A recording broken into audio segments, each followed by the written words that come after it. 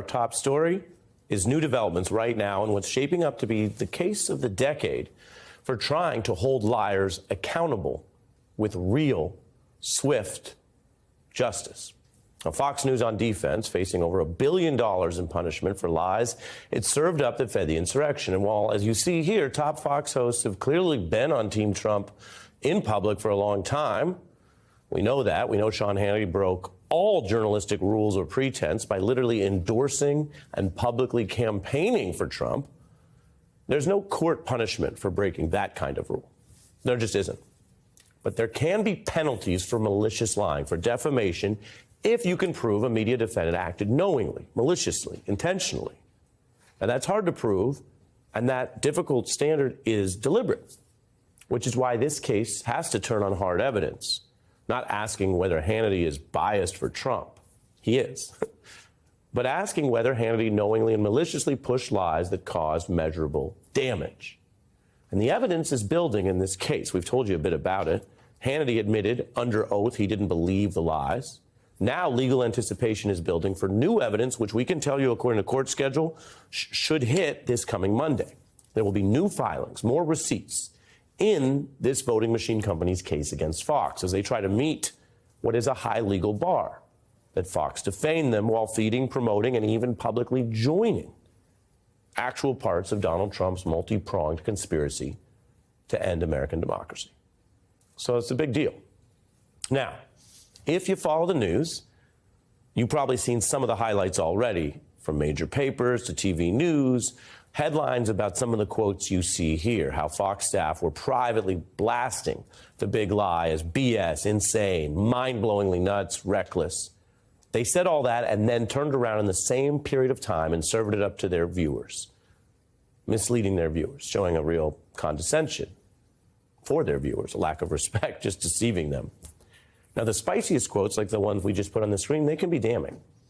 But there's a lot more in these filings, which include details that may actually incriminate even more people at Fox, although they don't have the same punch of a quote that says total BS or a Laura Ingraham burn.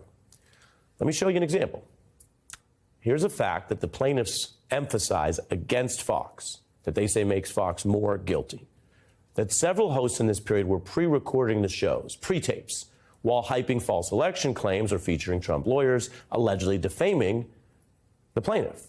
Pre-tape, pre-tape, pre-tape. Now, why does that matter? It may not be, as I said, as exciting as the BS quote, but it matters, this evidence you see on the screen, because it shows time and again these programs and their bosses had a lot of time to consider whether to air the segments they pre-taped as they were, or whether to add fact-checking or add reporting, or decide not to air some of them. And the argument in court is they failed to do any of that when they had the time and possibility. This case is also showing the notice that Fox had. Remember, one of the reasons there is this high bar for defamation is that journalism, what we try to do around here, it is, I'll be the first to tell you, very inexact. Let's put political coverage aside for the moment, because this is super important tonight as we talk about this case and whether there'll be $1 billion fine for the lies. Take a reporter on the scene in a hurricane. They'll report what they're seeing and learning. They do that quickly, sometimes live in real time. Then that information, which the public needs often locally for emergency planning, the information is sifted, it's updated. Sometimes it has to be corrected. That is a live and messy process. In America, the courts do not treat any honest mistakes in that process, even about a big fact, as defamation or as punishable. And that's generally considered a very good thing. And Fox News and Mr. Carlson and Mr. Hannity and all of them are entitled to that same standard as any other media, as I've noted in our coverage of this case. So legally, the people suing Fox, they need more. And the evidence they're getting suggests these were not honest mistakes along the way, that this was not live, unpredictable events all the time, as I showed with the pre-tape example. Take another disclosure about Fox's flimsy approach to sourcing and checking claims. Before one interview with Trump lawyer Sidney Powell, in advance she told Fox that her single source for these election claims was a person who does, quote, time travel in a semi-conscious state. Let me repeat that.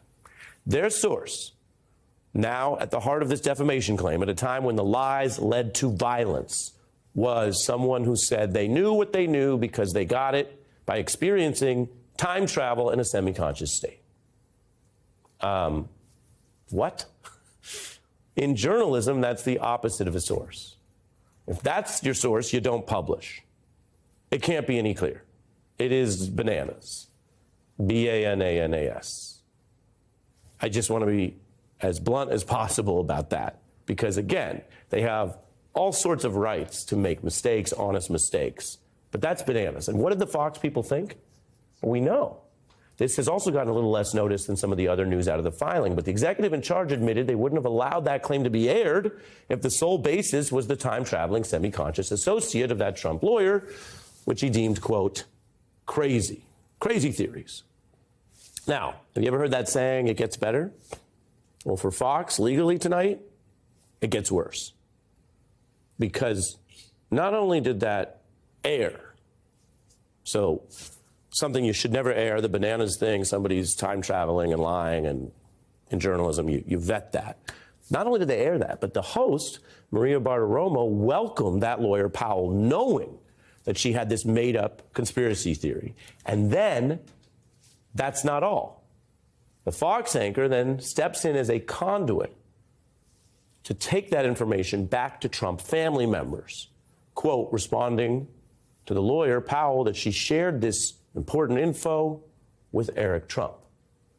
Now, did Bartiromo, this anchor, did she believe the info? Is her defense that she's just bad at vetting information, which is supposed to be her job?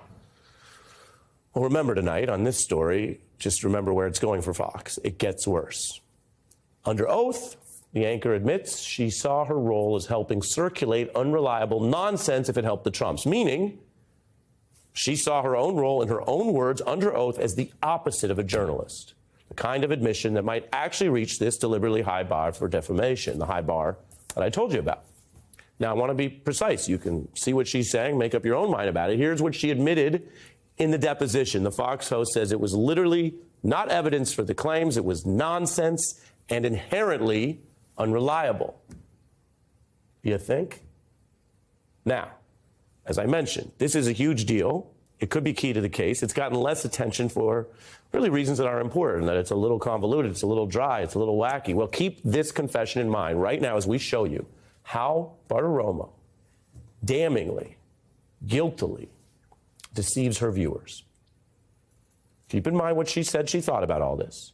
But she pretends that she's asking about reliable, even, quote, incredible claims, which we now know she viewed as nonsense. I know that there were voting irregularities. Tell me about that. That is where the fraud took place, where they were flipping votes in the computer system. They've stolen against whoever they wanted to steal it from. Sydney, these are incredible charges that you are making this morning. We, of course, will be following this. That's the sound of nonsense being sort of play acted and laundered into something else, something that, among other ingredients, helped feed an insurrection. Some of this evidence also goes to the top, to the executives who met twice daily in editorial meetings in that key time period, and it had senior leaders, including both Murdochs. The discussion included the obligation to, the need to cover stories factually and responsibly. Fox's CEO said under oath she knew the election was settled, that Biden was the winner as of November 7th. Yet she continued to oversee weeks of coverage, mainlining the false perception that there was wider debate or question or even a stolen election, which she and her hosts, as you see here, clearly knew was false. Now, there's two sides to every case. The judge is going to hear it all out if it continues, if Fox doesn't settle. Fox's lawyers say the coverage that they were providing was of newsworthy claims, that there has to be room for that. And there has to be a lot of room for claims, debates, contested ideas, opinions, all of that. And they are entitled to their defense. It will be heard in court, and I want you to know what it is. But we also aren't just repeating their defense. This is not Ms. Bartiromo's show. We are going to give you context and facts about it. Because this new evidence shows if that's going to be their key defense, that this was newsworthy, credible, legitimate, the problem is Fox's own people said at the time these were newsworthy claims. A person claiming time travel is not a source, as their own people admitted, but they pushed it anyway. Fox is here credibly accused of something that Sean Carter diagnosed a long time ago about people who can't tell the truth, that liars don't, quote, see facts, so they just adjust the facts, put words together just to match. And that's what liars do, because if you are a liar, if you've decided that the truth is just something that gets in the way or makes your life harder, if you don't see it as an ingredient to what you're doing, then of course you're just going to adjust it. It's just going to be, like to you, a video game. But this was not a game. This was incredibly real. We all know and live through the results. And the question is not whether outsiders are critical of Fox or disagree with their ideology. I will be the first to defend any press freedom for anyone with any range of ideology and good faith and honest mistakes, which humans make. And journalists are, of course, just humans, maybe humans with a high word count. But there's something much more sinister that seems to be revealed here. It has nothing to do with what you think of Fox's opinion, programming, or alleged ideology. It has to do with whether they were in on it.